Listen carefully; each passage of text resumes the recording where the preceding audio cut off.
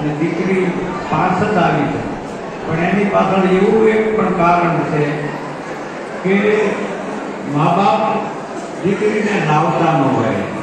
કારણ કે ઘણા વખત મા બાપને ક્ષમતા રહેતી હોય કે મારી દીકરીને ત્યાં લઈ જાય તો કોઈને એમ થાય કે આનું વેચવાલ નથી થતું, વેચાલ એટલા માટે લાવ્યા અથવા કંઈક ખામી છે, પણ નહીં.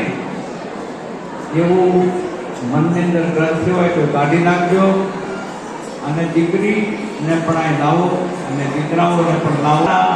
મનપસંદ યુવાનોની પસંદગી થાય, યુવતીની પસંદગી થાય અને આપણા સ્નેહ મિલન દર વર્ષે થાય એ સફળ બને એવી ભગવાન પાસે પ્રાર્થના. અને ભ્રૂણ હત્યા જેવું કોઈ પાપ નથી કે ભ્રૂણ હત્યા દૂર કરો, ખાસ કરગત મારી